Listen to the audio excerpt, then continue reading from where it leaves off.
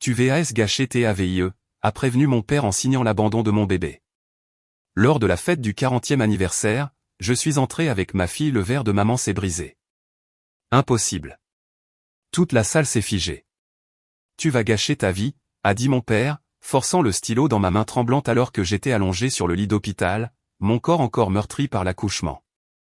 Je me souviens comment l'encre s'est étalée à travers mes larmes alors que je signais l'abandon de ma fille.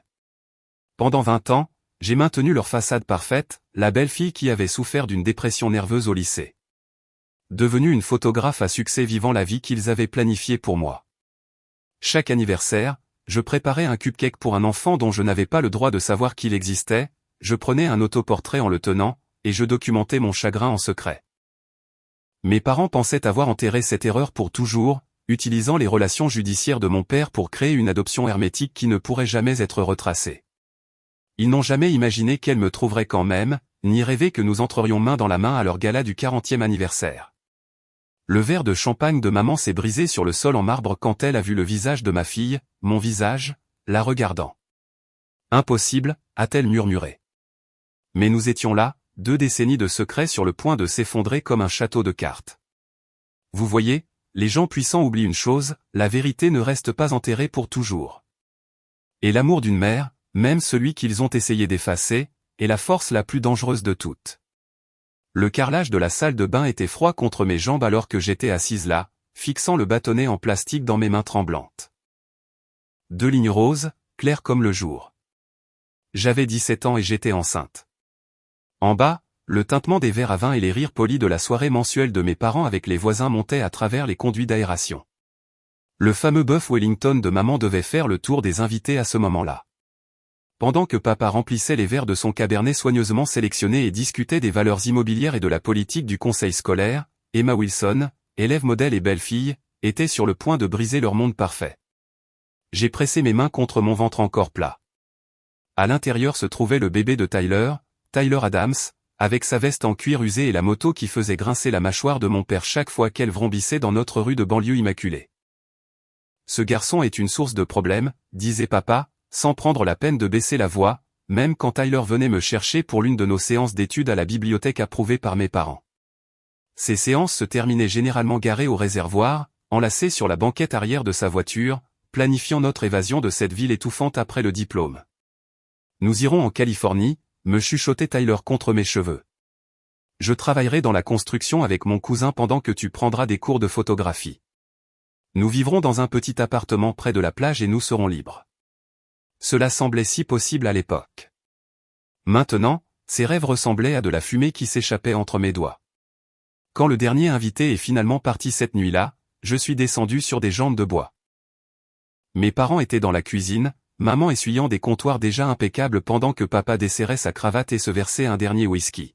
« J'ai besoin de vous parler, dis-je, ma voix me semblant étrange. Ça peut attendre demain matin, chérie ?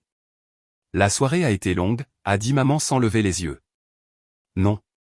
La finalité dans ma voix les a fait se retourner tous les deux. Je suis enceinte. Le silence qui a suivi était absolu. Puis le verre de whisky de papa s'est brisé contre le mur, le liquide ambré coulant sur le papier peint de créateur comme des larmes. Qu'est-ce que tu as dit ? Sa voix était d'un calme mortel. Richard, s'il te plaît, a murmuré maman, sa main se portant à sa gorge. Je suis enceinte, ai-je répété. D'environ 2 mois. Ce déchet à moto, a craché papa. Je t'avais dit qu'il n'était pas fréquentable. Maman s'est effondrée sur une chaise, le visage cendré. Que vont dire les gens ? La fille des Henderson vient d'être admise à Yale. Le fils des Miller fait un stage chez un sénateur cet été. Et notre fillet, elle n'a pas pu finir, fondant en sanglots. Papa arpentait la cuisine comme un animal en cage. Le juge Richard Wilson, respecté par toute la communauté et craint dans son tribunal, faisait maintenant face à un scandale dans sa propre maison. Voici ce qui va se passer, a-t-il finalement dit en se tenant au-dessus de moi. Tu seras envoyé chez ta tante Patricia dans le Minnesota. On dira aux gens que tu l'aides à prendre soin d'elle après son opération. Tante Patricia.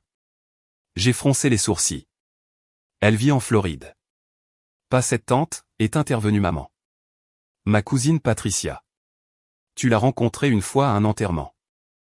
j'ai découvert plus tard que tante Patricia était en réalité Horizon Paisible, une institution pour mères célibataires nichée dans la campagne du Minnesota où des filles comme moi disparaissaient jusqu'à ce que leurs problèmes soient résolus.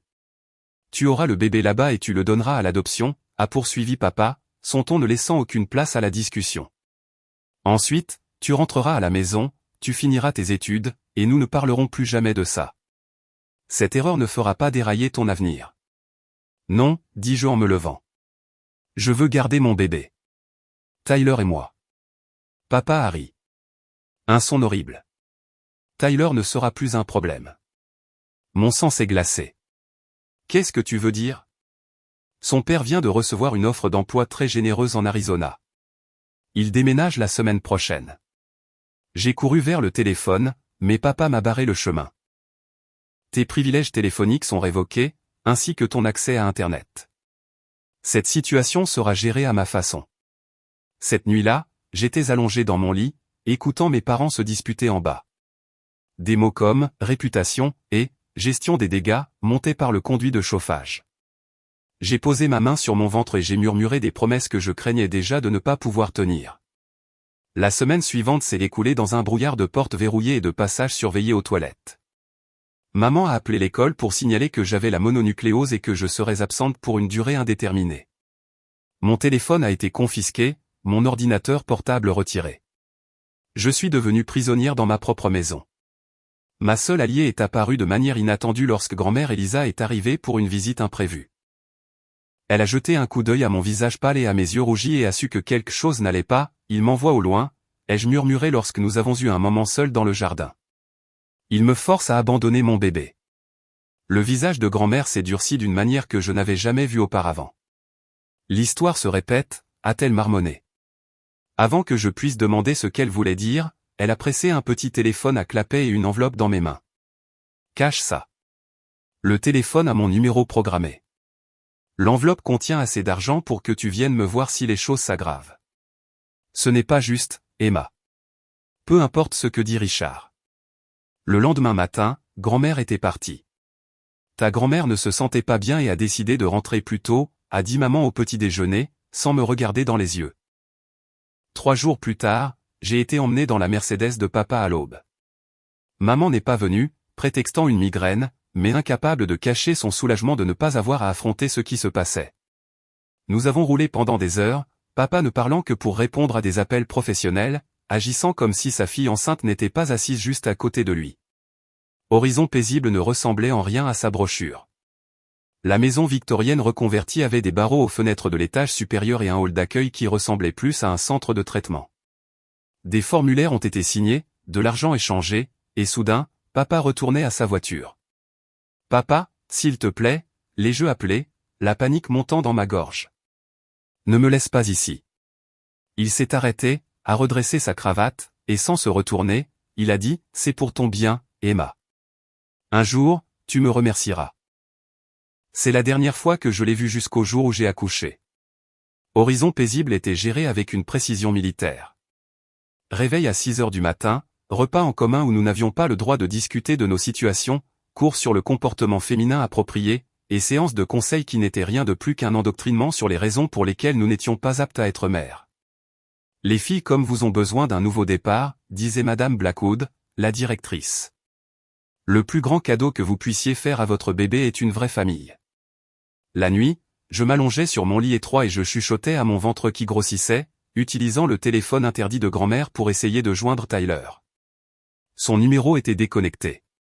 J'ai essayé des amis communs, mais personne ne voulait me parler. C'était comme si j'avais cessé d'exister au moment où j'avais quitté la ville.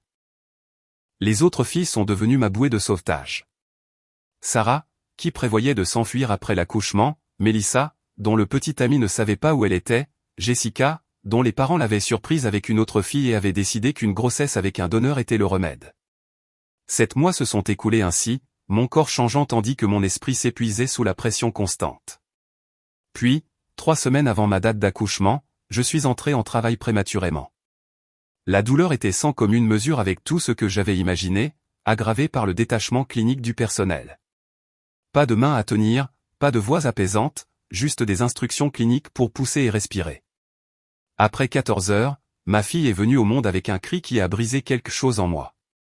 C'est une fille, a dit l'infirmière d'un ton neutre, enveloppant rapidement le bébé et se déplaçant pour la nettoyer. Attendez, ai-je haleté. Je veux la tenir. Ce n'est pas conseillé, a-t-elle répondu. Mais une infirmière plus jeune a eu pitié de moi. Juste une minute, a-t-elle chuchoté, plaçant le petit paquet dans mes bras. Elle était parfaite. De minuscules doigts, une touffe de cheveux noirs comme ceux de Tyler, mon nez. Je l'ai nommée Hope à ce moment-là, même si je savais que ce nom ne la suivrait pas. J'ai mémorisé chaque détail de son visage, sachant que ces minutes étaient peut-être tout ce que nous aurions jamais. 2 heures plus tard, ils l'ont emmenée à la nurserie, promettant qu'elle reviendrait pour la téter. Au lieu de cela, mon père est entré, accompagné d'un homme avec une mallette. « Voici Monsieur Reynolds », a dit papa. Il a les papiers d'adoption. J'étais encore groggy à cause des médicaments et du manque de sommeil. Non, j'ai changé d'avis. Je veux la garder. Papa s'est penché près de moi, sa voix basse. Signe les papiers, Emma, ou je m'assurerai que tu n'iras jamais à l'université, que tu n'obtiendras jamais un emploi dans ce pays. Ta vie sera finie avant même d'avoir commencé. Tu ne peux pas faire ça, ai-je murmuré, même si je savais qu'il le pouvait. Un juge respecté avec des relations dans tout le système juridique. Les parents adoptifs attendent, a dit Monsieur Reynolds avec impatience. Un couple charmant, tous 2 médecins. Votre bébé aura tous les avantages. Les larmes brouillant ma vision, j'ai signé là où il pointait. Chaque signature me semblait être une partie de moi que l'on coupait. Où est-elle? Puis-je lui dire au revoir, ai-je demandé quand ce fut terminé. Elle est déjà partie, a dit papa en redressant sa cravate. Une rupture nette est préférable pour tout le monde.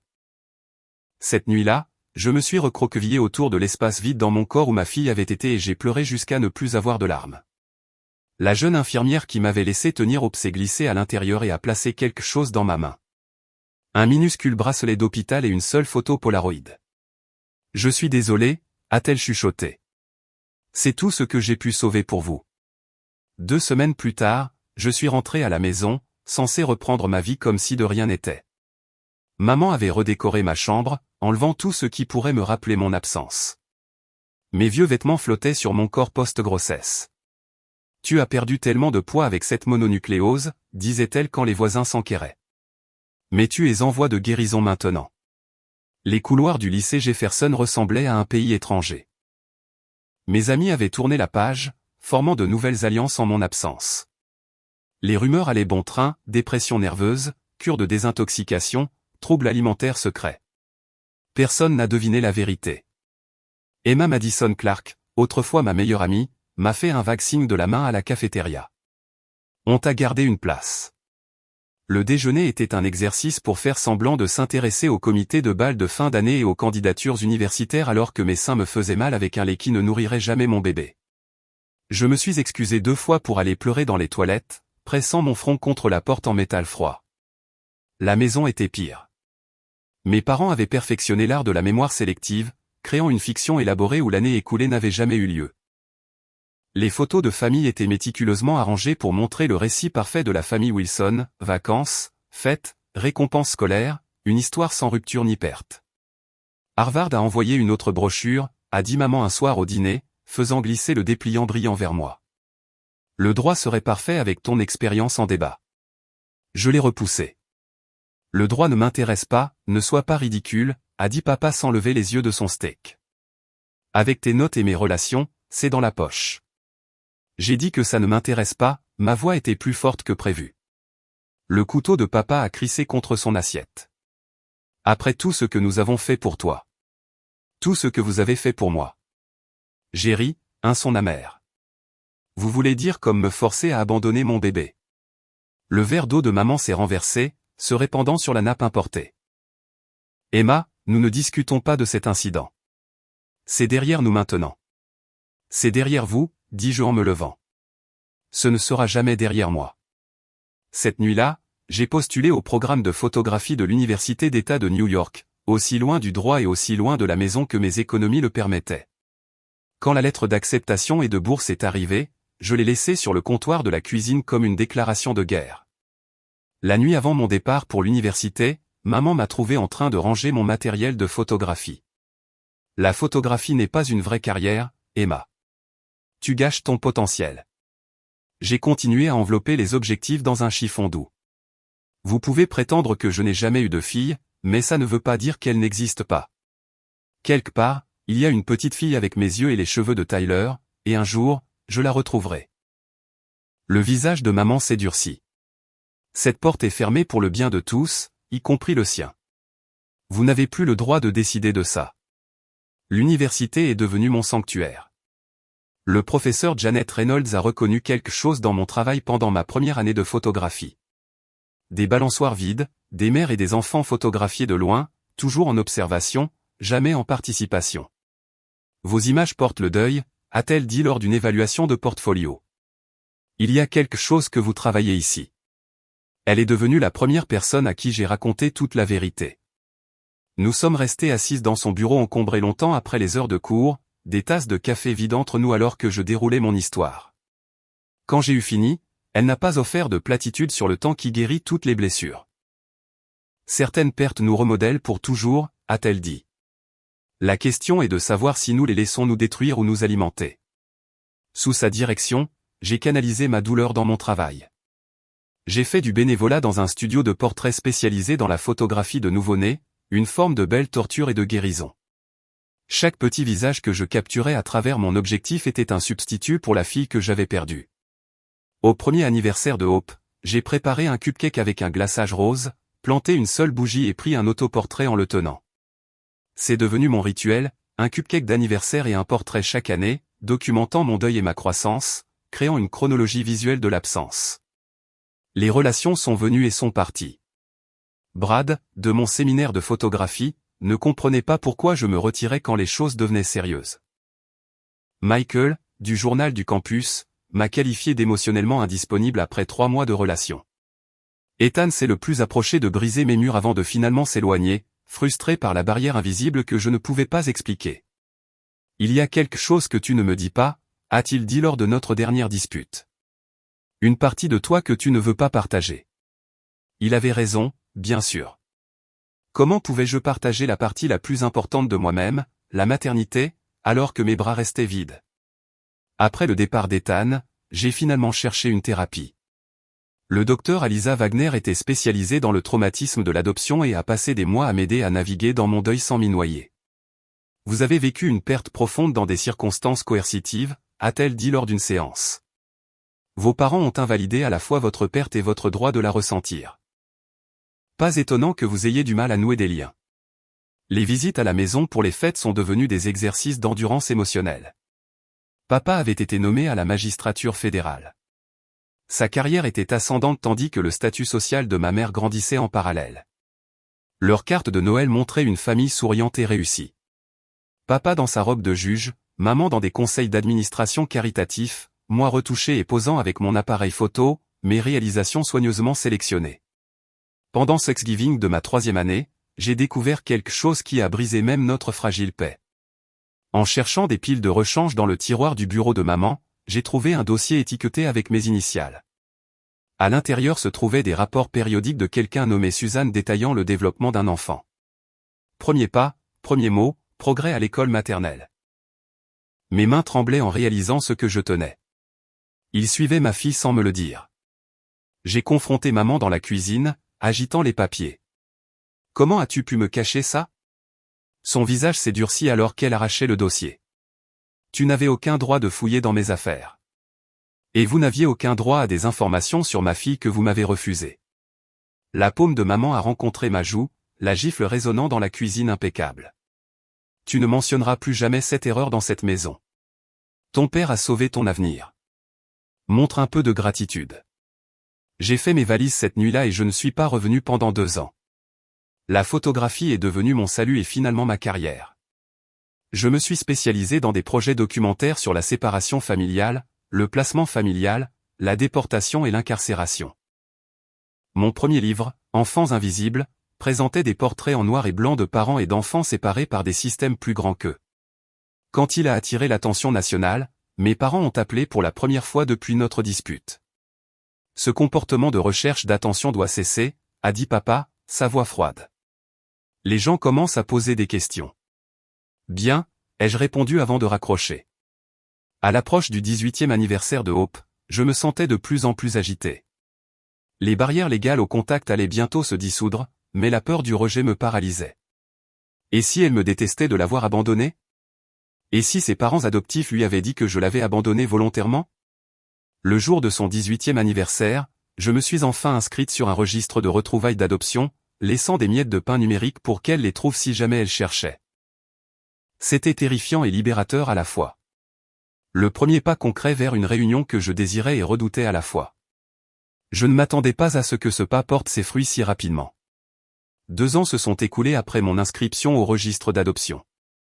J'avais déménagé à Boston pour un poste d'enseignante au Massachusetts College of Art tout en continuant mon travail documentaire. Mon loft donnait sur la Charles River, ses murs couverts de tirages de mes voyages, tout parfaitement agencé pour une vie solitaire que je m'étais convaincu être assez épanouissante. L'email est arrivé un mardi matin ordinaire. Sujet, je pense que vous pourriez être ma mère biologique. J'ai fixé ma boîte de réception pendant une minute entière avant que mes doigts tremblants ne puissent cliquer sur le message. L'écran de l'ordinateur portable s'est brouillé alors que les larmes remplissaient mes yeux. Mon nom est Lily Anderson. Je suis né le 15 avril 2003 à Horizon Paisible dans le Minnesota. Je cherche ma mère biologique depuis 3 ans et je crois que vous pourriez être elle. Si je me trompe, je m'excuse pour l'intrusion. Sinon, j'aimerais beaucoup entrer en contact avec vous. Je me suis effondré sur mon canapé, incapable de respirer correctement.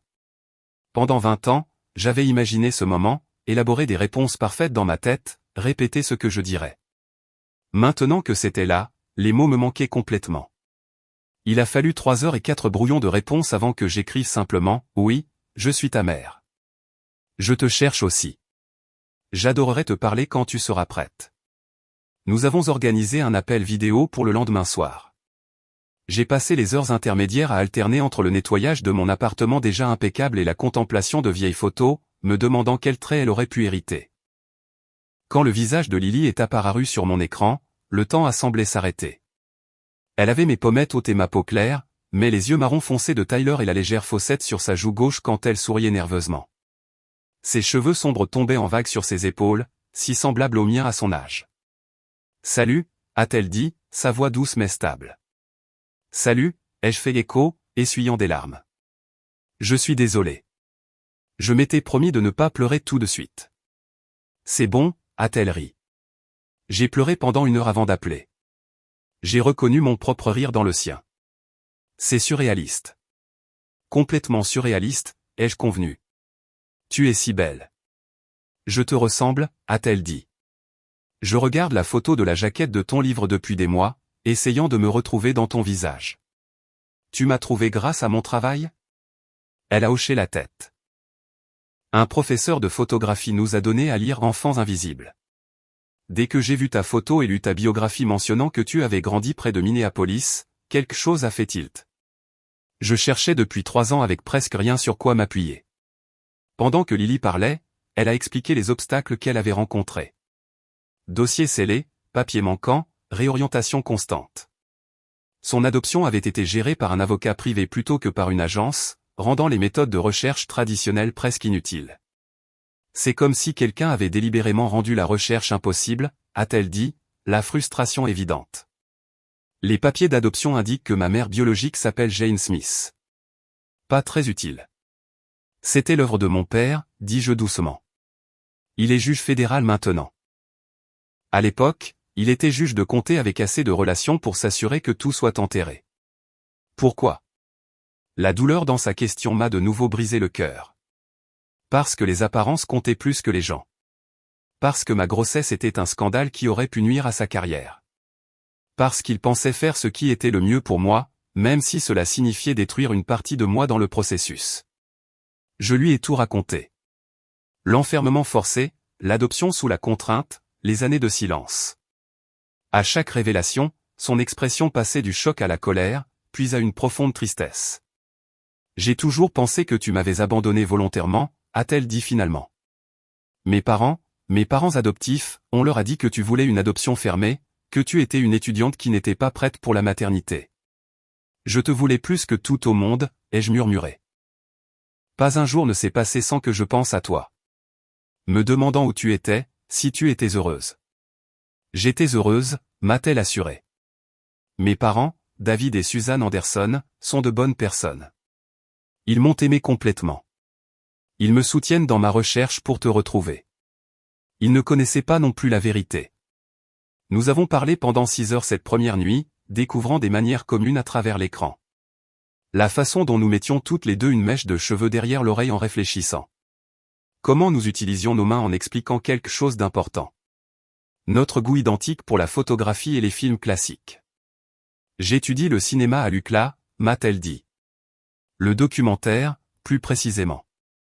Je suppose que les gènes créatifs sont de famille. Tyler, ton père biologique, dessinait tout le temps. Un talent incroyable. J'ai hésité. Voudrais-tu en savoir plus sur lui aussi? Absolument. Est-il possible de le contacter? J'ai admis que je n'avais pas parlé à Tyler depuis avant sa naissance. Mon père l'a menacé, a payé sa famille pour qu'il déménage. Il n'a même jamais su que j'étais enceinte.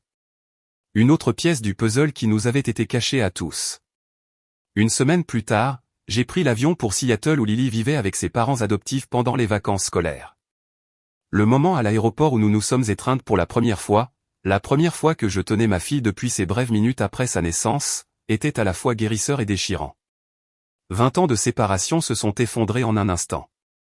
Nous avons passé la journée dans un café tranquille, parlant pendant des heures, nous découvrant l'une l'autre. Elle m'a montré des photos d'enfance sur son téléphone, récital de ballet, match de football, vacances en famille, une vie heureuse. Je lui ai montré les portraits au cupcake que j'avais pris chaque année pour son anniversaire, la preuve de mon souvenir constant. Je le sentais, a-t-elle dit en étudiant la progression des images. Parfois, j'étais triste sans raison, généralement autour de mon anniversaire. Maman Suzanne disait que j'étais juste sensible, mais je pense que c'était peut-être toi qui me manquais. Quand elle a mentionné des problèmes médicaux persistants, une fatigue inexpliquée, des douleurs articulaires que son médecin soupçonnait d'être génétiques, nos retrouvailles ont pris une urgence supplémentaire. Est-ce que quelqu'un dans ta famille a eu des problèmes auto-immuns, a-t-elle demandé. La question a déclenché un souvenir. Ma grand-mère, ton arrière-grand-mère Elisa, elle avait des symptômes similaires. Ils lui ont finalement diagnostiqué un lupus. Les yeux de Lily se sont écarquillés. C'est ce pourquoi il me testait. Cela pourrait être une information très importante pour mon traitement. Le lendemain, j'ai rencontré David et Suzanne Anderson dans leur confortable maison de banlieue. Ils m'ont accueilli avec une chaleur prudente, clairement protecteur de Lily, mais disposé à combler le fossé de 20 ans entre nous. Nous avons toujours dit à Lily qu'elle était adoptée, a expliqué Suzanne alors que nous étions assises dans leur salon.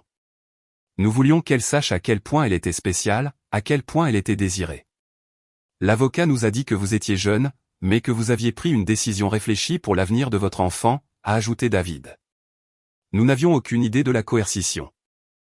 Quand David a mentionné qu'ils avaient payé le triple des frais d'adoption normaux pour un placement accéléré et garanti, une autre pièce du puzzle s'est mise en place, mon père avait profité de ma douleur. En examinant ensemble les papiers d'adoption de Lily, nous avons trouvé des incohérences troublantes. Ma signature avait été falsifiée sur plusieurs documents. Les formulaires d'antécédents médicaux étaient délibérément vagues ou manquants. Ce qui aurait dû être une adoption transparente et éthique avait été manipulé à chaque étape. Cela aurait pu avoir de graves conséquences sur la santé de Lily, a dit Suzanne, visiblement angoissée. Si elle a un lupus, comme votre grand-mère, une intervention précoce est cruciale. La prise de conscience que mes parents avaient non seulement pris mon enfant, mais potentiellement mis sa santé en danger en retenant des informations médicales cruciales, a enflammé une fureur que je ne m'étais jamais pleinement autorisé à ressentir. Ce soir-là, alors que Lily et moi nous promenions le long du front de mer de Seattle, elle a fait une suggestion inattendue. Le 40e anniversaire de tes parents approche, n'est-ce pas? Tu as mentionné avoir reçu une invitation. J'ai hoché la tête. Une formalité. Ils savent que je ne viendrai pas, et si nous y allions toutes les deux? Son expression était déterminée. Je veux rencontrer les gens qui ont décidé que je ne devais pas te connaître, et je veux qu'ils voient ce qu'ils nous ont pris à toutes les deux. L'idée était terrifiante et exaltante. Après 20 ans de silence et de secret, la vérité serait enfin dite à voix haute. Es-tu sûr, ai-je demandé. Une fois que nous aurons fait ça, il n'y aura pas de retour en arrière.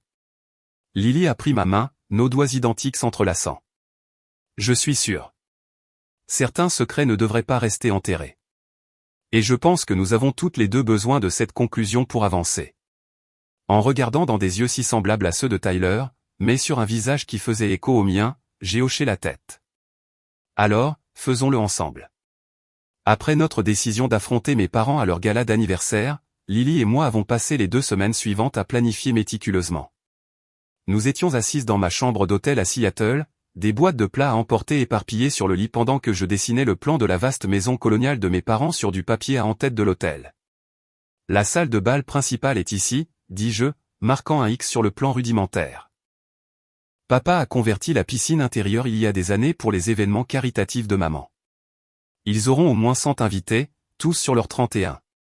Lily étudia le dessin, glissant une mèche de cheveux sombres derrière son oreille exactement comme je le faisais en me concentrant. À quelle heure porteront-ils le toast? Cela semble être le moment parfait. Connaissant maman, elle le programmera pour 20h30 précise. Elle chronomètre ses événements à la minute près. J'ai affiché l'invitation formelle sur mon téléphone. Du papier cartonné crème épais numérisé pour mes archives. L'honorable Richard et Catherine Wilson ont l'honneur de vous inviter à célébrer leurs 40 ans de mariage. L'ironie ne nous a pas échappé. Un mariage construit sur les apparences célébrant sa longévité tandis que les dégâts qu'il a causés se préparaient à une vengeance. Ils n'ont aucune idée que tu viens, n'est-ce pas, a demandé Lily. Aucune. Je ne réponds jamais à ces invitations. Ils seront choqués de me voir, et encore plus avec toi. Alors que notre planification s'approfondissait, notre enquête sur ce qui s'était exactement passé il y a 20 ans s'est également approfondie. Les compétences de recherche de Lily se sont révélées extraordinaires. Un autre trait qu'elle n'avait pas hérité de moi. J'ai trouvé quelque chose d'intéressant, a-t-elle dit un soir, son ordinateur portable brillant dans la chambre d'hôtel faiblement éclairée. Le testament de ta grand-mère Elisa. C'est un document public. Je me suis assise à côté d'elle, nos épaules se touchant. Qu'y a-t-il? Elle a créé une fiducie spécifiquement pour les futurs enfants d'Emma Wilson. Le savais-tu? J'ai secoué la tête. Non. Après qu'elle ait essayé de m'aider pendant ma grossesse, papa a limité mes contacts avec elle. Elle est morte quand j'étais à l'université. Eh bien, selon ses archives, la fiducie a été dissoute et intégrée dans quelque chose appelé la fondation de la famille Wilson 3 ans après sa mort. Ton père en était le directeur. La prise de conscience m'a frappé comme un coup physique. Il t'a volé de l'argent qui t'était destiné. L'expression de Lily s'est durcie. Ajoutée à la liste des choses pour lesquelles il doit répondre. Notre quête de réponse nous a menés à Phoenix, en Arizona, où un détective privé avait localisé Tyler Adams. Mon estomac s'est noué d'anxiété alors que nous attendions dans un café tranquille près de son lieu de travail. Que penserait-il de moi après toutes ces années? Croirait-il que j'avais abandonné notre bébé volontairement? L'homme qui est entré par la porte était à la fois familier et un étranger. Le visage de garçon de Tyler avait mûri, des rides au coin de ses yeux, ses cheveux sombres coupés courts maintenant au lieu du style hirsute qu'il portait adolescent. Il s'est arrêté net quand il m'a vu, la reconnaissance et l'incrédulité traversant ses traits. Emma. Sa voix était plus profonde que dans mon souvenir. Salut, Tyler. Je me suis levé maladroitement, ne sachant pas si je devais le serrer dans mes bras ou lui serrer la main. Merci de nous rencontrer. Ses yeux se sont tournés vers Lily, s'écarquillant légèrement alors qu'il observait ses traits, ses yeux sur mon visage. C'est. Je suis Lily, dit-elle en tendant la main. Votre fille. Nous avons parlé tous les trois pendant des heures. Tyler a décrit comment mon père s'était présenté à l'appartement de sa famille quelques jours après mon départ, accompagné d'un policier. Il a dit qu'il pouvait m'accuser de viol sur mineur même si nous avions tous les deux 17 ans. Il a dit qu'il s'assurerait que je n'entrerais jamais à l'université, que je n'obtiendrais jamais un emploi décent. Les mains de Tyler se sont crispées autour de sa tasse de café. Mes parents étaient terrifiés. Papa venait de perdre son emploi. Maman était malade. Quand ton père a offert de l'argent pour le déménagement, ils l'ont accepté. Savais-tu que j'étais enceinte? Ai-je posé la question qui me hantait depuis 20 ans. Tyler a secoué la tête, la douleur évidente dans son expression. Je n'en avais aucune idée. Le temps que j'entende des rumeurs, nous étions à mi-chemin du pays et mes appels chez toi étaient bloqués. J'ai essayé, Emma. Mon Dieu, j'ai essayé de te joindre. Une autre relation détruite par la manipulation de mon père. Alors que nous continuions à démêler le passé, j'ai contacté mon frère aîné, Michael, qui était à l'université pendant ma grossesse. Nous ne nous étions pas parlé depuis des années, pas depuis qu'il avait pris le parti de nos parents lors de la dispute sur mon livre de photographie. À ma grande surprise, il a accepté de me rencontrer dans un restaurant à mi-chemin entre Boston et sa maison du Connecticut. La conversation a été tendue au début, son scepticisme évident. « Tu as toujours eu un penchant pour le dramatique, Emma ?» a-t-il dit en remuant sans fin son café. « Es-tu sûr de ne pas exagérer ce qui s'est passé ?» J'ai fait glisser un dossier sur la table, des copies des papiers d'adoption falsifiés, des dossiers médicaux d'horizon paisible, les documents que nous avions recueillis sur la fiducie détournée de grand-mère Elisa. Je n'ai pas imaginé ça, Michael. Ils ont effacé mon enfant de notre histoire familiale et mentent à ce sujet depuis 20 ans. Il a examiné les papiers en silence, son expression s'assombrissant. Mon Dieu, a-t-il marmonné finalement. Je savais que papa pouvait être contrôlant, mais ça. Il y a plus, dis-je doucement. Maman a surveillé Lily toute sa vie. Elle a des photos d'école, des bulletins scolaires, des informations médicales, tout en me niant toute connaissance de ma propre fille. Michael s'est passé une main sur le visage. Ça explique l'armoire verrouillée dans le bureau de papa. Il m'a presque arraché la tête quand j'y suis allé chercher des timbres à Noël dernier. Il a hésité. Je peux vous faire entrer dans cette armoire. Et je peux vous faire entrer toutes les deux à la fête d'anniversaire sans qu'il le sache à l'avance. Pourquoi nous aiderais-tu, ai-je demandé, méfiante après des années de distance. Ses yeux ont rencontré les miens, le regret évident. Parce que papa a toujours dit que tu avais eu une dépression nerveuse en terminale. Je l'ai cru. J'aurais dû remettre ça en question. J'aurais dû être là pour toi. Avec l'aide de Michael, nous avons découvert que ma mère gardait un album secret de la vie de Lily, photos d'école et informations sur les étapes importantes, achetées secrètement à un détective privé qui avait maintenu une surveillance sur la famille Anderson pendant des années. La violation était d'une ampleur à couper le souffle. Elle t'a observé toute ta vie, ai-je dit à Lily alors que nous examinions l'album dans l'appartement de mon frère. Elle voulait savoir des choses sur moi, mais ne voulait pas que j'existe dans ta vie, a dit Lily, tournant lentement les pages, son expression illisible. C'est tellement tordu. Le contrôle, a dit Michael de l'autre côté de la pièce. Ça a toujours été une question de contrôle avec eux. À l'approche du gala d'anniversaire, notre plan a pris sa forme définitive. Michael a ajouté Lily à la liste du personnel de restauration en tant qu'assistante de photographe, tandis que j'entrerai en tant que membre de l'équipe de photographie engagée, mes qualifications professionnelles facilitant cet arrangement. La nuit précédant l'événement, l'anxiété m'a submergé. Assise sur le bord du lit de l'hôtel, je me suis enfoui le visage dans les mains. Et si cela ne faisait qu'empirer les choses? Et si nous ne faisions que créer plus de traumatisme pour tout le monde? Lily s'est assise à côté de moi, sa main chaude sur mon dos. Il ne s'agit pas de vengeance, maman. Le mot sonnait encore nouveau et précieux de ses lèvres. Il s'agit de vérité. Les personnes qui abusent du pouvoir devraient en subir les conséquences. Nous ne faisons rien d'autre que dire la vérité dans une pièce pleine de gens qui ont été nourris de mensonges. Le lendemain matin, alors que nous nous habillions pour nos rôles respectifs, Lily m'a tendu une petite boîte en velours. À l'intérieur se trouvait un bracelet en argent avec 2 cœurs entrelacés, l'un avec sa pierre de naissance, l'autre avec la mienne. Peu importe ce qui se passera ce soir, nous nous sommes retrouvés, a-t-elle dit en m'aidant à l'attacher. C'est ce qui compte le plus. Nous sommes arrivés séparément au country club, mon cœur battant la chamade alors que j'entrais par l'entrée de service, mon sac d'appareil photo sur l'épaule. 20 ans de silence et de secret étaient sur le point de prendre fin. La salle de bal du country club scintillait de richesse et de privilèges.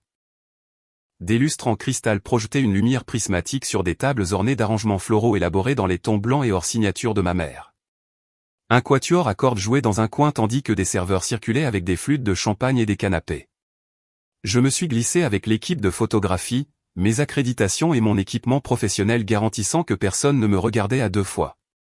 Le photographe principal, ignorant mon lien avec l'événement, m'a chargé de prendre des photos spontanées des invités pendant qu'il s'occupait des clichés officiels de mes parents. Ils sont très exigeants, m'a-t-il prévenu. La femme surtout veut que tout soit parfait. Je connais le genre, ai-je répondu en ajustant mon objectif. À travers mon viseur, j'ai observé mes parents évoluer dans la salle comme des politiciens chevronnés. Papa, distingué dans son smoking, les cheveux argentés parfaitement coiffés, riant avec un groupe de juges et d'avocats. Maman, élégante dans une soie couleur champagne, acceptant les compliments sur la perfection de l'événement avec une modestie étudiée. Ils avaient l'air exactement comme toujours, polis, réussis, admirés, la façade parfaite intacte, sans aucun indice de la destruction qu'ils avaient causée. Par une entrée de service, j'ai aperçu Lily dans son uniforme de traiteur, les cheveux tirés en arrière sévèrement, se déplaçant efficacement entre la cuisine et la salle à manger. Nos regards se sont croisés brièvement à travers la pièce, un moment de communication silencieuse avant que nous retournions toutes les deux à nos rôles. 1 heure après le début de l'événement, ma chance a tourné. Maman m'a repéré en train de photographier un groupe de ses amis du club de jardinage, sa flûte de champagne s'est figée à mi-chemin de ses lèvres. Elle s'est excusée rapidement et s'est approchée, son sourire figé, mais ses yeux froids de panique. « Qu'est-ce que tu fais ici ?» a-t-elle sifflé, me saisissant le coude et me dirigeant vers un coin tranquille. « Tu n'étais pas invité. » J'ai baissé mon appareil photo, la regardant droit dans les yeux. « Je suis la deuxième photographe. » Surprise. C'est complètement déplacé. Tu dois partir. Ses ongles parfaitement manucurés s'enfonçaient dans mon bras. Je ne manquerais ça pour rien au monde, mère. 40 ans de mariage, c'est un bel exploit. Presque aussi impressionnant que 20 ans de mensonges. La couleur a quitté son visage. Je ne sais pas de quoi tu parles. Je pense que si. Au fait, les dernières photos d'école de Lily ne lui rendent pas justice. Celle de ton album secret. Elle est beaucoup plus belle en personne. Le sang-froid de maman a vacillé, ses yeux balayant la pièce pour s'assurer que personne n'écoutait. Tu es ridicule. Nous avions convenu de ne jamais discuter. Non, c'est vous et papa qui aviez convenu. Je n'ai jamais eu le choix. Mais les choses sont différentes maintenant. Avant qu'elle ne puisse répondre, le son cristallin de l'argenterie contre le verre a retenti. Papa se préparait pour le toast, captant l'attention de tous. Les yeux de maman se sont écarquillés d'alarme. Quoi que tu prévois, ne le fais pas, la nomination de Richard à la Cour suprême est exactement la raison pour laquelle cela doit arriver, ai-je terminé pour elle. Certains secrets ne devraient pas rester enterrés. La foule s'est tue alors que papa prenait sa place à la table d'honneur. Maman s'est précipitée à ses côtés, lui chuchotant de manière urgente à l'oreille. Il a légèrement froncé les sourcils, mais l'a repoussé, levant son verre. Catherine et moi tenons à vous remercier tous d'avoir partagé cette étape importante avec nous, a-t-il commencé, sa voix résonnant d'une autorité judiciaire. Le mariage, comme une carrière réussie, exige un engagement envers des principes, l'intégrité, les valeurs familiales, la volonté de faire des choix difficiles pour le bien commun. J'ai croisé le regard de Lily de l'autre côté de la pièce et j'ai légèrement hoché la tête. Elle a disparu dans la cuisine. Alors que papa continuait, l'héritage que nous laissons n'est pas seulement dans nos réalisations professionnelles, mais dans la famille que nous construisons, les valeurs que nous inculquons à nos enfants, c'était le moment. Je me suis déplacé au centre de la pièce, directement dans le champ de vision de papa. En parlant d'enfants, dis-je, ma voix portant clairement, j'aimerais aussi porter un toast. Des murmures ont parcouru la foule. Le visage de papa s'est durci, mais il était un personnage public trop habile pour faire une scène. Emma, quelle surprise. Mesdames et messieurs, notre fille nous a rejoints à l'improviste. Son ton suggérait que c'était une surprise planifiée et agréable plutôt qu'une embuscade. Je ne suis pas seul, dis-je alors que Lily sortait de la cuisine, non plus dans son uniforme de traiteur, mais dans l'élégante robe bleue que nous avions préparée pour ce moment. Elle s'est approchée de moi, le menton haut, la ressemblance entre nous indéniable. La flûte de champagne de maman lui a glissé des doigts, se brisant sur le sol en marbre. Elle te ressemble tellement, a-t-elle murmuré, le visage vidé de sa couleur. Voici Lily, dis-je à la foule désormais silencieuse. Ma fille, votre petite fille, ai-je ajouté en regardant directement mes parents. Celle que vous m'avez forcée à abandonner il y a 20 ans. Celle dont vous avez nié l'existence tout en la surveillant secrètement toute sa vie. Le silence était absolu. Le masque judiciaire de papa a glissé un instant avant qu'il ne se reprenne, se dirigeant vers nous avec un sourire crispé. Emma a toujours eu un penchant pour le dramatique, a-t-il dit aux invités stupéfaits. Peut-être devrions-nous continuer cette discussion en privé. Plus d'intimité, a dit Lily pour la première fois, sa voix stable malgré la tension. Bonjour, grands-parents. J'ai attendu toute ma vie pour vous rencontrer, bien qu'il semble que vous me surveillez sans que je le sache. Elle a brandi son téléphone, affichant des photos de l'album que Michael nous avait aidé à récupérer, 20 ans de ses photos d'école, de dossiers médicaux, de bulletins scolaires, tous collectés par des personnes que mes parents payaient pour l'espionner, elle et sa famille adoptive. Des halètements et des chuchotements se sont répandus dans la foule. Une femme que j'ai reconnue comme la plus vieille amie de ma mère s'est avancée. Catherine, de quoi parle-t-elle? Le sang-froid soigneusement construit de maman s'est effondré. Ce n'est ni le moment ni l'endroit. Ce n'était ni le moment ni l'endroit quand j'avais 17 ans et que j'étais enceinte non plus, suis-je intervenu. Ou quand vous m'avez envoyé dans cette institution, ou quand papa m'a forcé à signer les papiers d'adoption alors que j'étais encore sous l'effet des médicaments après l'accouchement. Papa s'est interposé entre nous et la foule, le dos tourné aux invités, la voix basse et menaçante. Tu fais une scène que tu regretteras. Pense à ce que tu fais. J'y ai pensé, dis-je doucement. Pendant 20 ans, j'y ai pensé pendant que vous faisiez avancer votre carrière et que vous mainteniez les apparences. J'ai vécu avec le trou que vous avez creusé dans ma vie. Et maintenant, je découvre que vous avez retenu des informations médicales qui auraient pu aider Lily il y a des années. Des informations médicales? Une voix aiguë a traversé la tension. Un homme grand avec des lunettes à monture métallique, l'un des collègues de mon père de la magistrature fédérale. Richard, de quoi parle-t-elle? Rien d'important, James, a dit papa d'un ton dédaigneux. Un malentendu familial. Lupus, a dit Lily clairement. Je présente des symptômes depuis des années. La grand-mère d'Emma, mon arrière-grand-mère, en souffrait, mais cette information a été délibérément retirée de mes dossiers médicaux. Une information qui aurait pu conduire à une intervention et un traitement plus précoce. Les murmures se sont intensifiés. Un journaliste que j'ai reconnu du journal local prenait des notes, son téléphone enregistrant discrètement dans sa main. La nomination à la Cour suprême, a chuchoté quelqu'un assez fort pour être entendu. La tête de papa s'est tournée brusquement vers la voix, la panique traversant ses traits.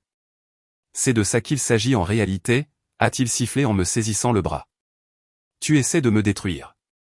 Non, dis-je en me libérant. J'essaie de récupérer ce que vous nous avez volé. La vérité. Le personnel de sécurité s'est approché, appelé par quelqu'un dans la foule de plus en plus mal à l'aise. Papa a vu une opportunité. S'il vous plaît, escortez ma fille et son amie à l'extérieur. Elle perturbe un événement privé. Le garde de sécurité avait l'air incertain, jetant un regard entre nous. Monsieur, cela semble être une affaire de famille. Je suis un juge fédéral, a aboyé papa. Faites ce que je dis. À ce moment d'autorité nue, le masque est tombé complètement. Les invités n'ont pas vu le juriste respecté, mais l'homme contrôlant qui avait orchestré 20 ans de tromperie.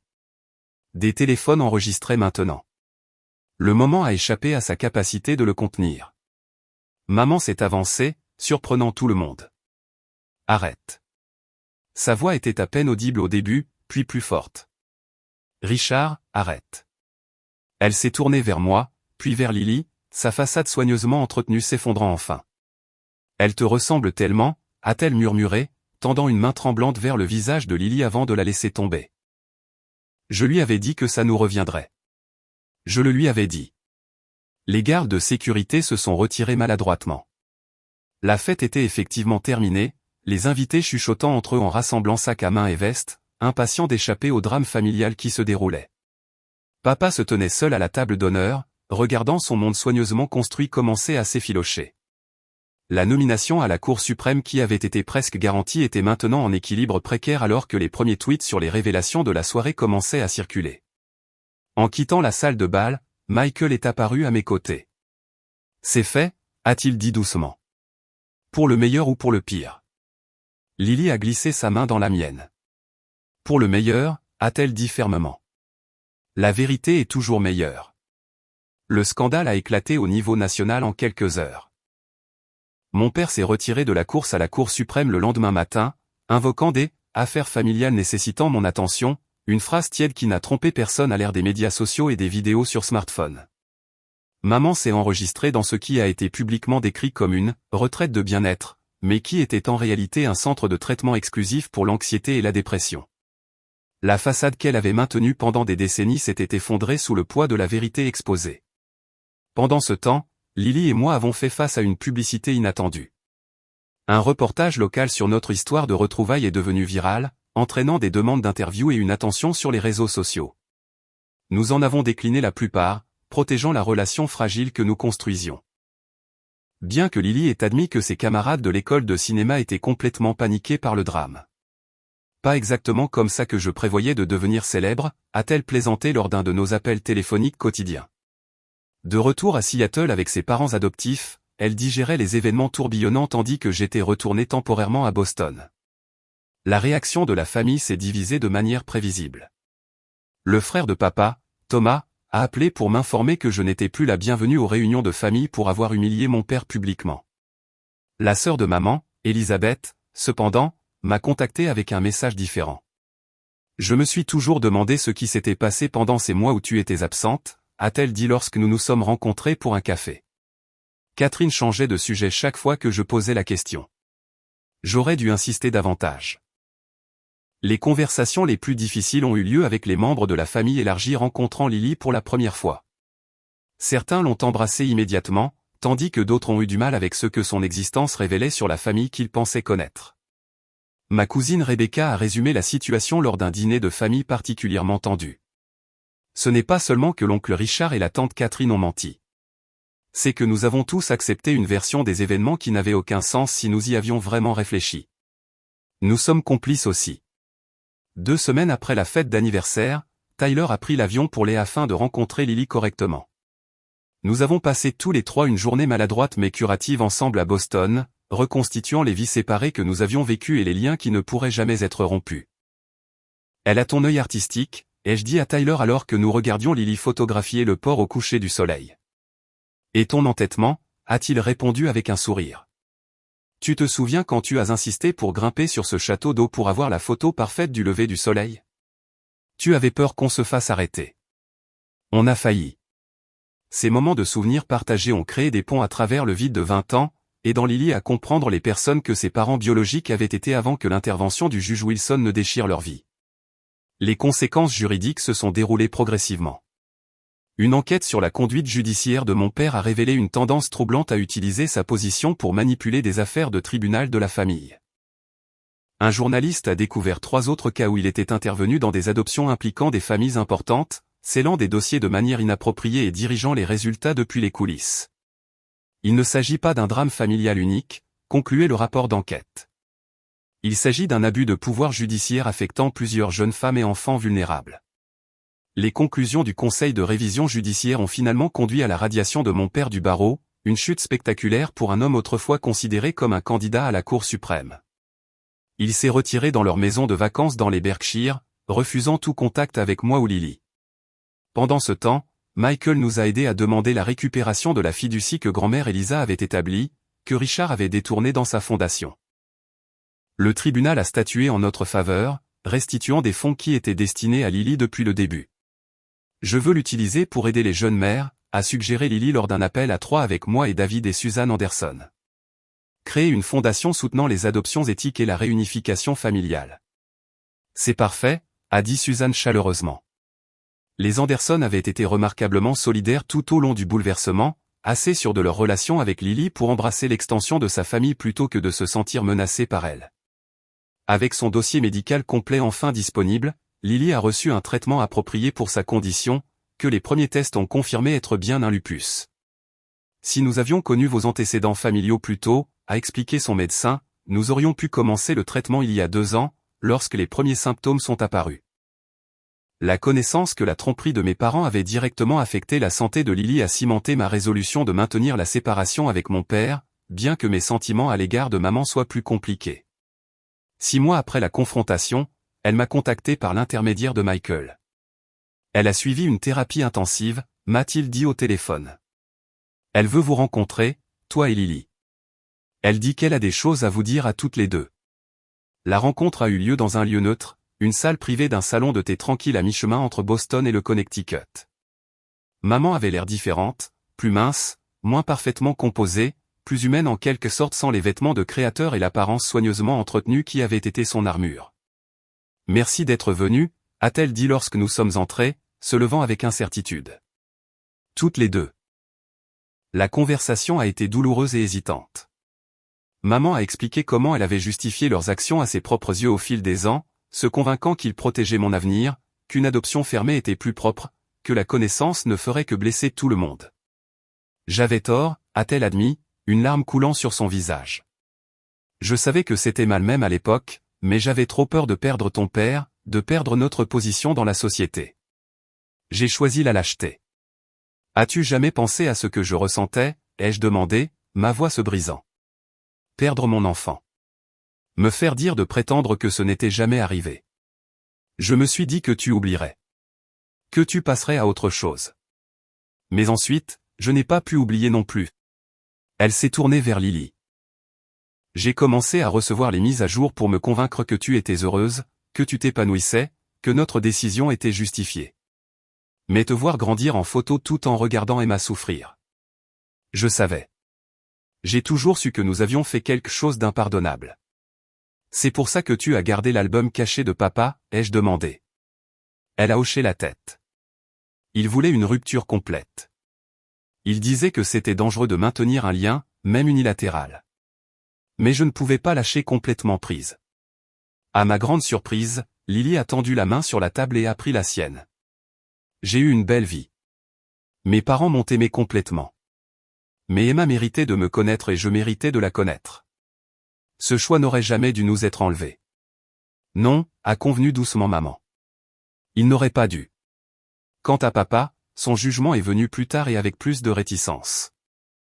Après des mois de silence, il a demandé une rencontre privée avec moi. Pas de Lily, pas de Catherine, juste nous deux dans le bureau de la maison où j'avais grandi. Il avait vieilli de façon spectaculaire. Le juge puissant était maintenant diminué sans sa position et son autorité. Quand je suis entré, il se tenait près de la fenêtre, les mains jointes dans le dos. « Tu as détruit tout ce que j'ai construit », a-t-il dit sans se retourner. « Tu l'as détruit toi-même », ai-je répondu calmement. Chaque fois que tu as choisi ta carrière et ta réputation plutôt que la décence humaine la plus élémentaire. Il s'est alors retourné, la colère brillant dans ses yeux. Je te protégeais. 17 ans, non marié, avec tout ton avenir devant toi. Ce n'était pas à toi de faire ce choix. Les parents font des choix pour leurs enfants tout le temps. Pas comme ça. Pas par la force. La discussion a tourné en rond jusqu'à ce que l'épuisement s'installe. Finalement, il s'est affalé dans son fauteuil en cuir, l'air vaincu.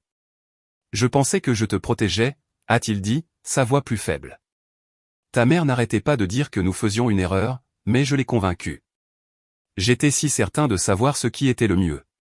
Tu te protégeais toi-même, l'ai-je corrigé. Ta carrière, ta réputation. Il ne l'a pas nié. Après un long silence, il a demandé, est-ce qu'elle a l'air heureuse, Lily? Oui. Malgré tout, elle est remarquable. Elle te ressemble. L'aveu semblait lui coûter quelque chose. Dans les vidéos de la fête. Comme toi à cet âge. Ce n'étaient pas des excuses, pas vraiment, mais c'était une reconnaissance, aussi petite soit-elle, de ce qu'il nous avait pris à toutes les deux. Un an après la confrontation, une paix précaire s'était installée sur notre famille élargie. Ma relation avec mes parents restait compliquée. Des progrès prudents avec maman, une formalité guindée avec papa. Mais une nouvelle famille s'était formée autour de Lily, moi, Tyler, les Anderson, Michael, même maman dans ses bons jours, créant un réseau mixte de soutien et d'amour. Pour la remise de diplôme de Lily, nous nous sommes tous réunis, une assemblée maladroite mais significative de ses nombreux parents et proches. Alors que nous la regardions recevoir son diplôme en études cinématographiques, Tyler s'est penché et a murmuré, « Elle a pris le meilleur de nous tous, d'une manière ou d'une autre. » J'ai hoché la tête, pensant au documentaire que Lily tournait déjà sur la réunification familiale et à la fondation que nous avions créée avec la fiducie retrouvée de grand-mère Elisa. Du plus grand traumatisme de ma vie avait émergé ma plus grande joie, non seulement en retrouvant ma fille, mais en la regardant tracer son propre chemin avec clarté et détermination. La dernière scène de notre histoire s'est déroulée lors d'une exposition de photographie à New York. Ma nouvelle collection, réunie, présentait des paires de portraits, parents biologiques et enfants séparés par l'adoption ou d'autres circonstances, réunis après des années de séparation. La pièce maîtresse était un triptyque, Lily a 20 ans, moi à 17 ans tenant au nouveau-né, et nous deux ensemble portant des bracelets assortis avec des cœurs entrelacés. Alors que Lily me présentait avant mon discours, elle a capturé l'essence de notre parcours. Ma mère m'a appris que si la vérité peut être douloureuse, vivre dans le mensonge est bien plus destructeur. Certaines familles naissent, d'autres sont brisées, mais les plus fortes sont celles reconstruites sur l'honnêteté et le choix. J'ai regardé le public, Tyler et les Anderson au premier rang, Michael et sa femme à proximité, même maman assise tranquillement à l'arrière, et j'ai ressenti l'achèvement d'un cercle qui avait commencé dans cette salle de bain il y a 22 ans avec 2 lignes roses sur un bâtonnet en plastique. La vérité, ai-je convenu, enlaçant ma fille avant de m'approcher du micro. La vérité est le choix.